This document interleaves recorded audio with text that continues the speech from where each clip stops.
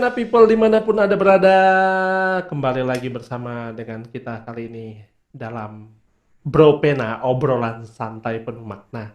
Yang tentunya kita sudah menghidupi atau sudah ada di dalam kehidupan yang normal, hari-hari yang normal.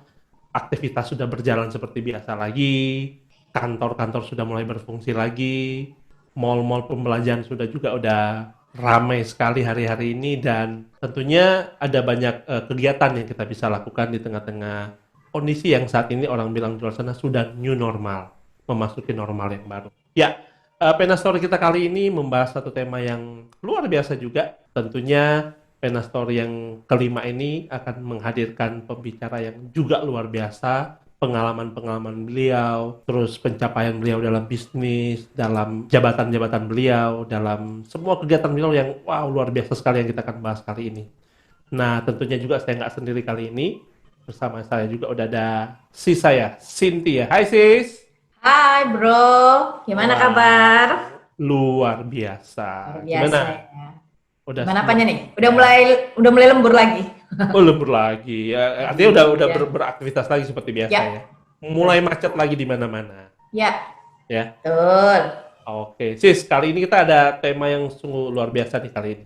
Memaksimalkan talenta. Wah, keren kan? Keren banget. Maximaling your talent. Itu Talenta.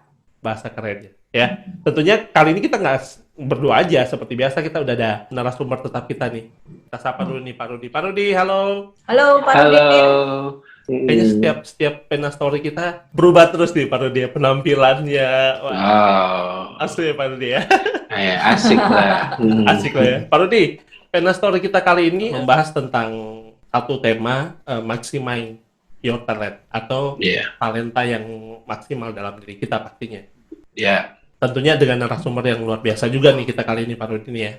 Hmm, Beliau, salah satu juga CEO Amos Cozy Hotel, hmm. CEO Ya, Amos ya, ya. Hospitality. Hmm, Beliau juga founder dari Solidio Christian School, ya. dan beliau juga ada seorang entrepreneur dan seorang penulis. Luar biasa ya. Luar biasa, ini wah luar biasa. Beliau juga ada salah satu ketua pimpinan cabang Ikatan Wanita Pengusaha Indonesia. Oke. Wow, banyak temennya nih, banyak temennya Banyak. nih. Oh, Relasinya banyak nih ya Pak. Iya. juga ya. Kita sapa bareng-bareng nih sis ya, Yes. dengan Ibu Dr. Randa Kuripka. Halo Bu. Halo Ibu Ripka, selamat malam. Halo, selamat malam. Bu Selamat Ripka. malam semuanya. Malam Bu Ripka. Selamat malam Pak Rudi. Ya. Sehat Selamat ya, malam Bu, ya? Kiki dan Cynthia.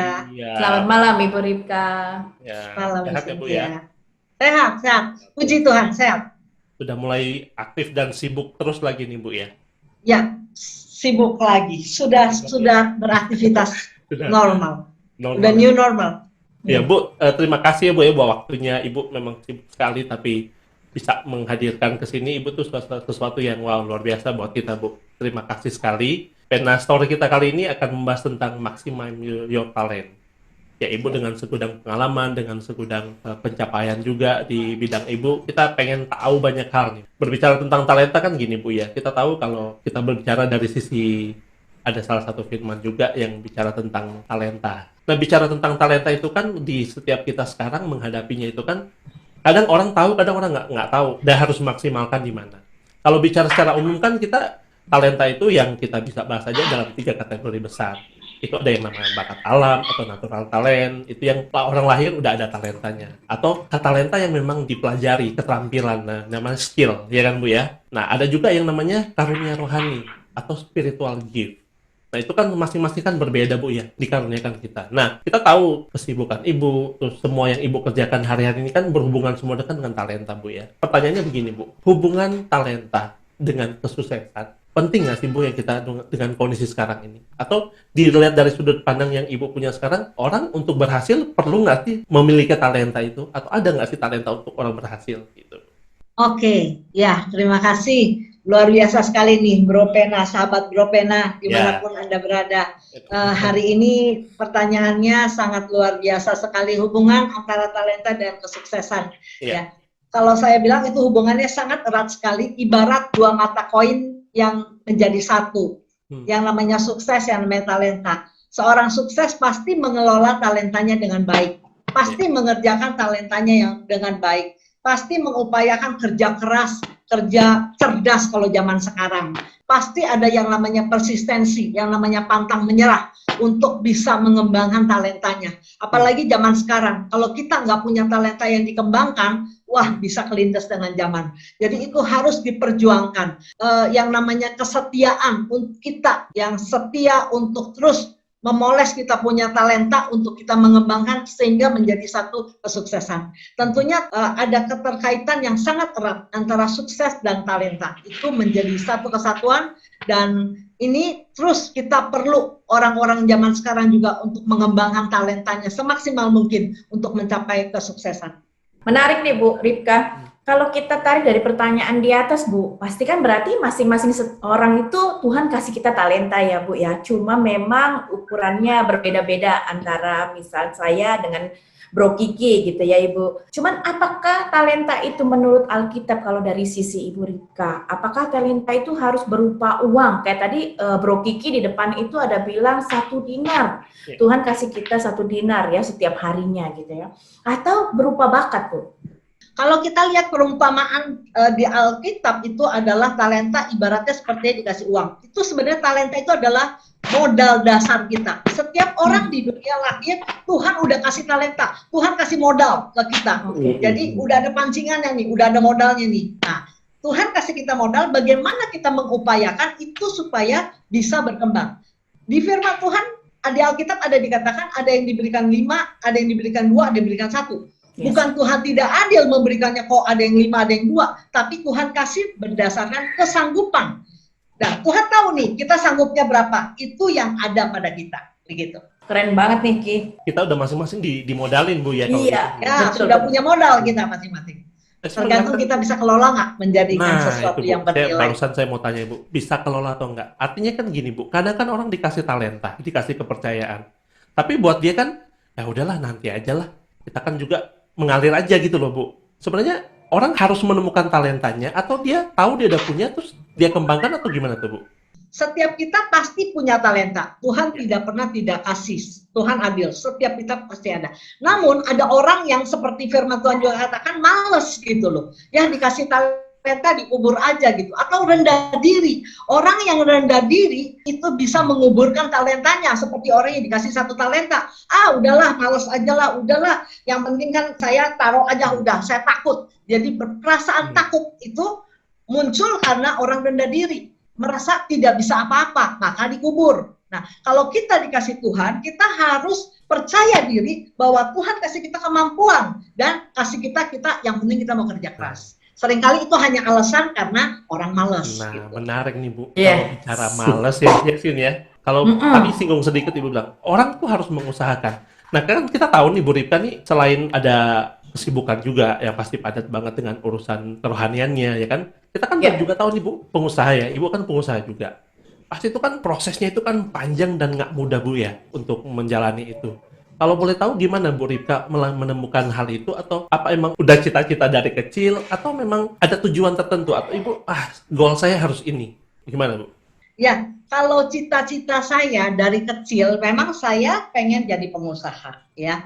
Namun waktu saya SD, saya pernah cita-cita mau jadi guru. Karena saya terinspirasi oleh seorang guru saya yang begitu saya lihat itu kok ada orang baik gitu ya di dunia ini. Jadi saya pengen seperti dia.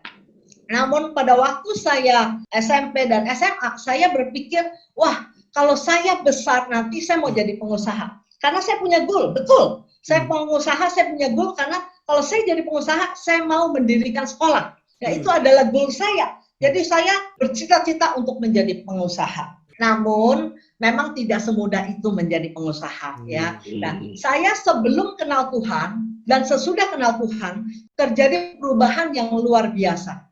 Tuhan tangkap saya pada waktu saya usia muda. Background keluarga saya adalah saya bukan Kristen. Kalau orang itu percaya kalau misalnya ada anak lahir ke dunia kemudian usaha orang tuanya booming, anak itu adalah anak hoki. Tapi kalau misalnya, kalau lahir ke dunia, anak itu tidak bawa hoki, kemudian usahanya bangkrut, apalagi orang tuanya sampai meninggal, itu bilang anak itu anak sial. Pada waktu saya lahir, tidak lama papa saya sakit dalam waktu 6 bulan, kanker sirosis, kanker hati, meninggal dunia. Usia saya 9 bulan. Pada waktu saya usia 9 bulan ditinggal papa saya, apa kata orang keluarga besar papa saya? Bahwa saya ini anak sial. Anak yang tidak bawa keberuntungan, kenapa lahir papanya meninggal? Apalagi mama saya zaman dulu belum ada IWAPI, Ikatan Wanita Pengusaha Indonesia, belum ada. Jadi mama saya nggak bisa berusaha apa-apa, akhirnya perusahaannya bangkrut, apa jadinya? Dia dicap menjadi anak yang tidak beruntung. Sejak kecil saya minder. Jujur, sebelum kenal Tuhan, saya sangat minder. Karena apa? Saya merasa saya ini, tidak ada apa-apanya. Tidak ada yang bisa saya banggakan. Saya ini dicap menjadi anak yang tidak beruntung. Saya minder sekali. Namun begitu, waktu saya remaja, saya kenal Tuhan. Tuhan mengubah hidup saya. 180 derajat hidup saya berubah. Saya percaya Tuhan melihat ada masa depan saya yang cerah. Amin. Saat itu saya berubah dan saya mulai belajar self-confident. Percaya diri bahwa saya mampu. Tuhan kasih saya kemampuan. Di saat itu saya belajar yang namanya, saya ini ada talenta. Saat saya kenal Tuhan, saya tahu saya berharga di matanya. Itu saya tahu berharga di matanya. Harga diri saya merasa naik. Dan saya tidak minder lagi. Saya percaya bahwa saya itu berharga di mata Tuhan. Saya kenal Tuhan, saya percaya bahwa saya sejak di dalam kandungan ibu saya, Tuhan sudah memilih saya. Oleh sebab itu, saya begitu confident, saya spesial di mata Tuhan. Dan sejak saat itu, saya benar-benar mengandalkan Tuhan dalam hidup saya. Keren, Ibu. Sejak saya terima Tuhan, Ya. saya percaya bahwa masa depan saya di tangan Tuhan. Amin. Dan saya terus bergaul dengan Tuhan, dan doa saya untuk mama saya, puji Tuhan, mama saya juga kenal Tuhan. Dan saya orang pertama dalam keluarga yang kenal Tuhan. Menarik nih Bu Ripka. Di awal kan tadi Ibu bilang Ibu dari kecil minder gitu ya Bu. Cara Ibu menggali talenta, kan sempat juga tuh ada mimpi menjadi guru gitu kan.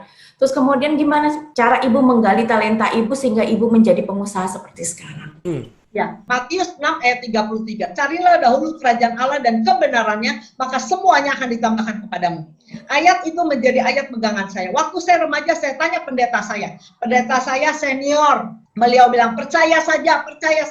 Saya anak remaja, nggak seperti zaman sekarang, mau cek di Google gampang. Saya percaya. Tapi saya percaya, saya lakukan apa? Saya rajin berdoa, saya rajin baca Alkitab, saya rajin beribadah, saya rajin melayani. Saya rajin sejak saya percaya Tuhan, saya menjadi guru sekolah minggu. 35 tahun saya di dalam guru sekolah minggu, saya mengajar anak-anak. Karena itu passion saya juga di dalam mengajar. Pada waktu saya kenal Tuhan, saya lihat saya ada talenta mengajar. Saya ada punya talenta memimpin. Saya punya talenta untuk bisa memberikan konseling kepada orang dan juga coaching. Saya melihat ada talenta-talenta yang Tuhan berikan. Dan saya lihat Tuhan kasih saya talenta untuk saya berbisnis. Saya dapat itu dari usia saya muda. Dan saya percaya Tuhan kasih saya perkara kecil, saya lakukan terus. Maka Tuhan tambahkan. Amin. Bisnis saya berjalan sejak saya usia muda. Saya dipercaya Tuhan untuk menjadi pebisnis. Dan Tuhan memberikan saya kesempatan sampai saya bisa membangun sekolah Kristen Solidio. Itu anugerah Tuhan. Apa yang saya doakan, Tuhan berikan pada waktunya yang sangat-sangat indah. Dan saya bersyukur sejak saya menjadi pebisnis, ayat Matius 6 ayat 33 saya pegang, cari dahulu kerajaan Allah, sampai sekarang di marketplace, dimanapun Tuhan tempatkan saya ada, di organisasi, baik di Kadin, baik ada di PHRI, baik ada di IWAPI, dimanapun Tuhan tempatkan saya tetap di marketplace sebagai hamba Tuhan. Karena komitmen saya, sejak saya terima Tuhan, saya adalah hambanya, sepenuhnya hambanya. Apapun yang Tuhan berikan kepada saya pengusaha, saya juga hamba Tuhan. Dan Tuhan percayakan saya pelayanan untuk menjadi ketua sinode. Kali ini 2 periode. Periode tahun depan saya harus turun karena sudah 8 tahun. Tuhan kasih saya kepercayaan untuk saya menjadi ketua sinode. Saya tahu, saya juga pengusaha, saya juga melayani Tuhan, saya pelayan Tuhan. Karena saya tahu saya itu adalah hamba Tuhan. Buat saya bisnis dunia saya tetap jalan, tapi bisnis kingdom kerajaan Allah saya juga tetap jalankan. Luar biasa ya, wah. Luar biasa Nih Pak Rudi ya, kita udah mendengar pengalaman luar biasa. sukses yang Bu Ripka jalani nih Pak Rudi nih ya. Cara tentang talenta kan kita tahu sama-sama ya. Kan ada banyak yang dipercayakan 5, kemudian dan seterusnya kan ya. Gimana nih Pak Rudi relevansinya dengan kehidupan kita sekarang nih Pak Rudi? Ya, jadi potensi, bakat, kemampuan itu diberikan oleh Tuhan kepada semua orang. Mau orang percaya, mau orang tidak percaya, yang namanya bakat, potensi, kemampuan itu diberikan. Nah, kalau karunia-karunia itu khusus buat orang yang percaya. Nah, tadi menarik tuh Ibu Ripka, dia bilang setelah saya mengenal Tuhan, saya baru mengerti ada talenta. Nah, jadi banyak orang diberi talenta, diberi bakat, diberi kemampuan, itu banyak yang juga yang nggak tahu. Nah, itu kegagalan seseorang ketika dia tidak mengetahui, tidak memahami bakat atau potensi yang ada. Nah, ketika di dalam Matius 25 ayat 14 sampai ayat 30 itu berbicara tentang perumpamaan talenta, di mana di situ Tuhan memberikan talenta kepada yang satu 5 talenta, kepada yang satu lagi 2 talenta, dan kepada yang satu lagi 1 talenta. Jadi totalnya ada 8. Kalau dilihat begitu, kata Bu Ripka, nggak adil. Kok yang satu dikasih 5, yang satu dikasih 2, yang satu dikasih 1. Ya, mestinya kan dibagi rata kalau mau adil. Ya kan? Nah, ini bicara apa? Ini bicara satu kepercayaan, kedua ini bicara kemampuan atau kapasitas seorang itu berbeda-beda. Nah, makanya supaya kita maksimal berhubungan dengan tema malam hari ini, ya memaksimalkan potensi yang ada, itu kita harus tahu dulu potensi kita apa, kemampuan kita itu apa. Misal kemampuan bermusik, kemampuan bernyanyi, kemampuan IT, kemampuan berbisnis, kemampuan bekerja. Nah, semua orang punya kemampuan-kemampuan. Nah, tapi untuk dimaksimalkan, ini harus ditingkatkan, harus dikembangkan. Caranya bagaimana? Belajar terus-menerus. Kalau nggak belajar terus-menerus, maka potensinya, bakatnya itu tidak bisa ditingkatkan. Atau ditingkatkan menjadi yang lebih unggul atau profesional. Jadi belajar terus-menerus, kemudian training, dilatih. Orang tuh dilatih, terus-menerus dilatih. Kemudian habis dilatih, sudah belajar, juga kita harus praktek atau magang. Banyak orang secara pendidikan itu nggak tinggi, nggak selesai S1, bahkan ada orang nggak selesai S2 lebih tinggi, SMA aja nggak selesai, tapi dia bisa sukses di dalam bisnis, di dalam pelayanan, di dalam pekerjaan. Kenapa dia bisa sukses? Nah, dia memaksimalkan potensi atau bakat yang ada di dalam hidup dia. Dengan dia belajar, dengan dia terus training, dilatih, dan dia praktek dan magang di dalam lapangan sehari-hari. Sehingga akan menghasilkan orang yang unggul, akan menghasilkan orang-orang yang profesional, seperti Ibu Ripka, ini udah profesional namanya. Punya kapasitas, punya kualitas, punya kapabilitas, kemampuan yang di atas rata-rata. Kenapa bisa terjadi begitu? Karena dia memaksimalkan potensi bakat yang ada, dan dia dipercayakan Tuhan untuk mengelola yang lebih besar. Kenapa? Yang 5 menghasilkan 5, yang 2 menghasilkan 2.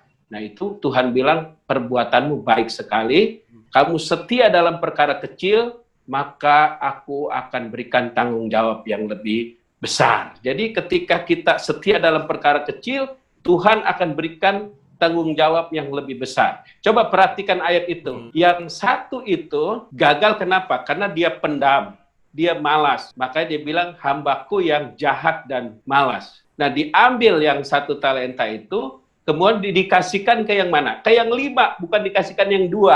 Kalau kita baca ayat itu, dia kasihkan yang 5. Kenapa? Kapasitasnya lebih besar. Nah, kalau kita bisa mengembangkan potensi atau bakat, maka kapasitas kita akan semakin besar. Orang yang kapasitasnya besar, pasti kualitasnya luar biasa. Iya. Ya, itu aja sih. Ya, maksimalkan talenta itu jangan dipendam ya Pak Rudi ya. Ya. Harus diasah terus. Diasah terus, Betul, belajar diasah terus. Digali ya Pak ya. Digali terus, betul. Tuh sis, gimana tuh sis? Gali terus, jangan disimpan gitu, nggak berkembang, nggak dipercayakan yang lebih besar lagi kayak Bu Ripka tadi. Ya Bu Ripka ya. Bu Ripka, ini kan bicara tadi Pak Rudi udah singgung tentang kegagalan. Artinya kan dalam proses menemukan talenta, mengembangkan talenta itu, sampai Ibu dipercayakan banyak hal saat ini sama Tuhan, pasti dong Bu ada kegagalan. Ada beberapa proses yang mungkin secara manusia mungkin itu kegagalan. Gimana tuh Bu Ripka untuk respon apa yang muncul? Atau bagaimana Bu Ripka meresponi hal-hal tersebut? Namanya proses menemukan talenta, ya mungkin aja kita bisa gagal karena kita lengah.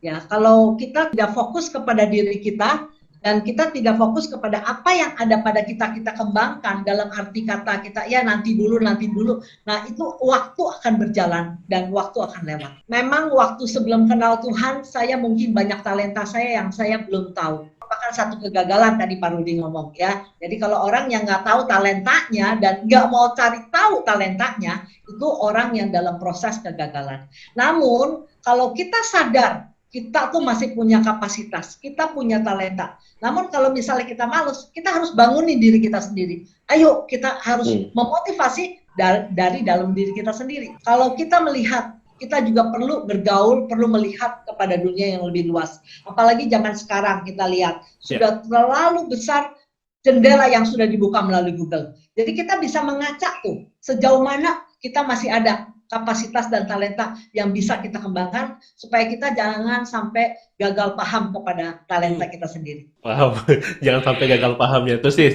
Iya. Dengan kondisi sekarang nih. Luar biasa ya. Aku sampai kagum. Sampai Benar. gagal paham, gagal fokus, buyar semua gitu. Betul. Nah, Bu Ripka, kalau kita lihat tadi kan zaman sekarang ya Bu ya, kecenderungan anak sekarang itu kan yang kita sekarang sebut kaum milenial, ingin segala sesuatunya ingin cepat gitu ya Bu ya. Mencapai sesuatu tuh cepat, proses itu kalau ya ibaratnya ya langsung hasilnya besar gitu, nggak perlu ya, kalau bisa instan lah ya, kalau kata yang ininya sih maunya instan, langsung ya. Kayak Bu Ripka. Betul, gitu ya. langsung pengen jadi pengusaha gitu ya. Langsung. Nah, menurut Ibu apakah ini menjadi kelemahan Bu bagi kaum-kaum milenial sekarang atau sebaliknya gitu, dengan oh ya karena anaknya maunya speednya cepat gitu kan malah bagus gitu. Nah kalau pandangan Ibu sendiri gimana nih Bu terhadap kaum milenial yang saat ini? Kalau kita lihat sekarang ya, kaum milenial begitu semua mau instan, makanan instan, minuman instan, semua serba instan. Sekarang ini kenapa mereka maunya semua cepat? Ini karena kondisi. Karena kondisi kita lihat percepatan digital itu membuat anak-anak milenial zaman sekarang sudah mengikuti iramanya begitu cepat. Kalau dibilang itu kelemahan, juga bisa menjadi kekuatan. Bukan hanya ya kita juga mau cepat. Kita yang zaman yang senior, kita juga mau cepat, bukan mau lambat-lambat. Orang yang mau maju pasti maunya cepat. Ya, saya juga pengennya apa-apa, saya juga mengerjakan segala sesuatu pasti cepat. Saya juga nggak betah lihat orang lambatnya. Tapi kita lihat, ada hal-hal yang perlu proses. Nah, ini anak-anak milenial yang belum bisa melihat ada yang perlu proses. Nah, ini kita sebagai yang agak senior, kita harus mengarahkan kepada anak-anak kita. Supaya mereka yang tidak mau proses, mereka harus mengerti bahwa zaman ini memang cepat. Kondisi digital semua mempercepat. Mereka terkondisi karena semuanya cepat. Itu bukan hal yang buruk juga. Itu bisa hal yang baik. Namun ada sesuatu yang proses yang mereka harus lewatin, itu juga harus kita arahkan. Sehingga mereka tahu yang namanya proses karakter kesetiaan.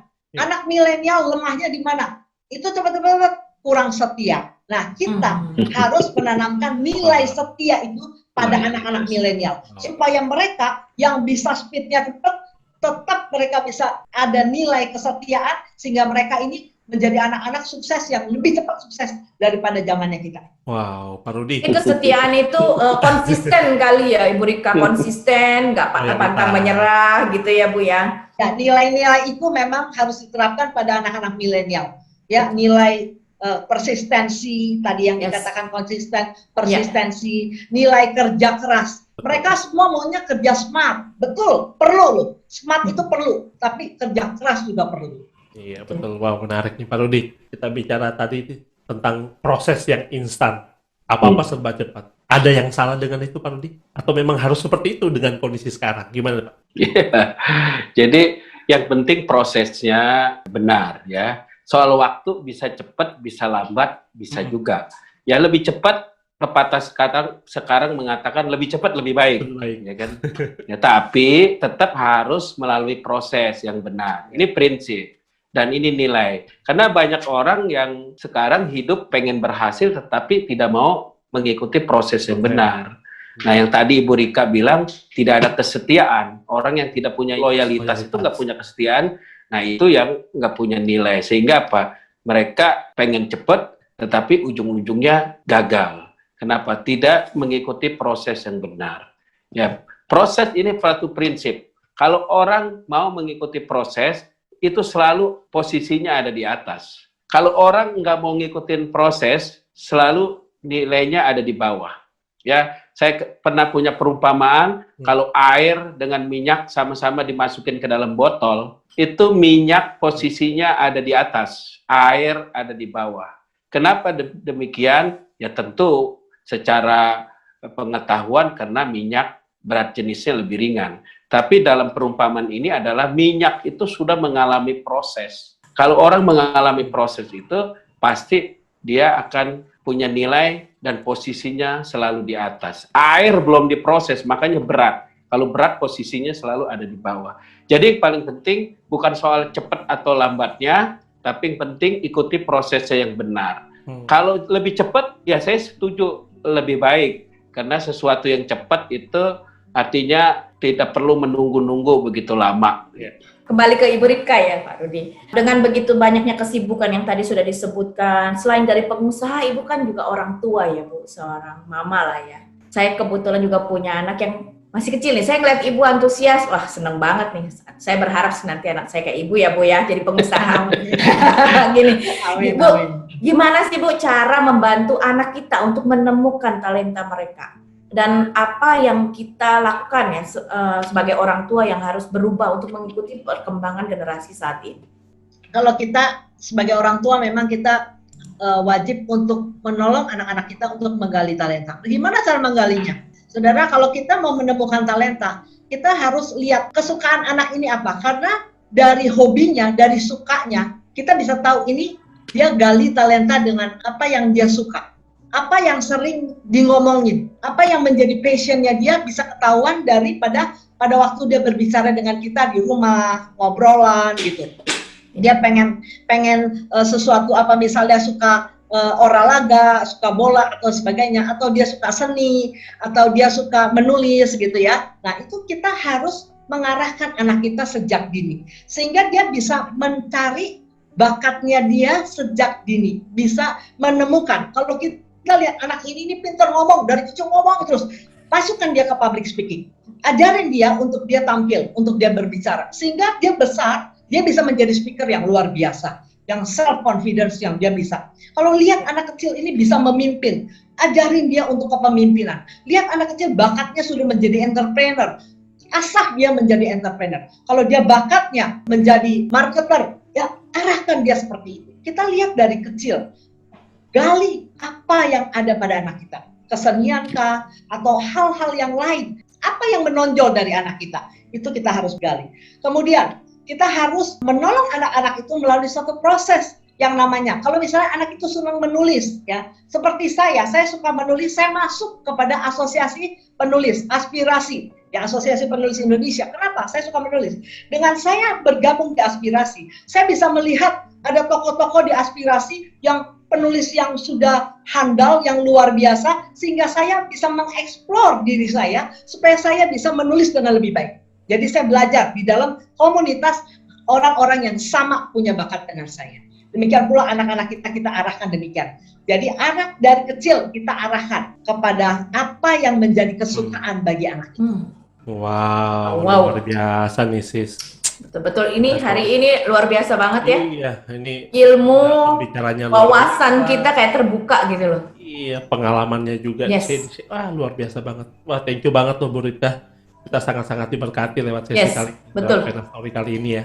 Ya, teman-teman Pena People dimanapun Anda berada, Pena Story kita kali ini yang membahas tentang memaksimalkan talenta kita. Artinya, ya talenta jangan disimpan, jangan didiamkan ya, tetap terus diasah, tetap terus digali, tetap terus dipertajam, jangan gagal fokus, terus prosesnya juga nggak boleh instan. Artinya ada langkah-langkah yang perlu kita lakukan tentunya. Ada bagian kita, ada bagian Tuhan. Yes. Ya sis ya. Ya, Jadi, dan good news-nya, talenta adalah pemberian Tuhan. Nah, gitu. Jadi semua orang, baik orang percaya maupun orang yang belum percaya, itu semuanya Tuhan kasih.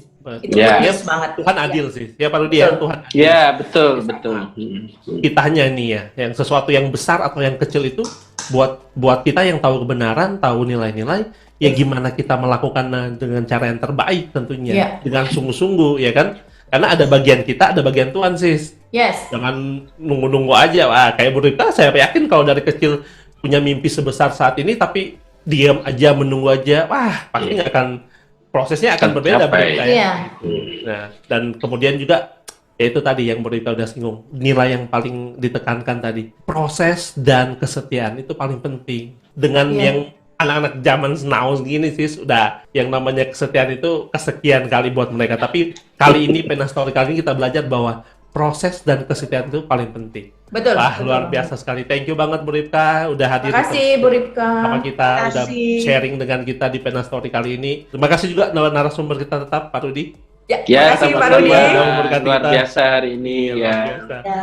Oke, Pena People dimanapun Anda berada, terima kasih sudah menyaksikannya. Sis, jangan lupa disuruh apa? Subscribe, Disuruh like, and comment yang pasti. Karena next episode juga kita akan bagikan hal-hal atau ada Pena Story yang menarik juga, tentu juga dengan narasumber yang menarik juga Betul. ya. Pena People dimanapun Anda berada, sampai di sini dulu kita Pena Story kali ini. Kita berjumpa lagi di Pena Story berikutnya dan terima kasih. Shalom, bye bye, Tuhan Ya, berkati. sampai jumpa, Tuhan berkati.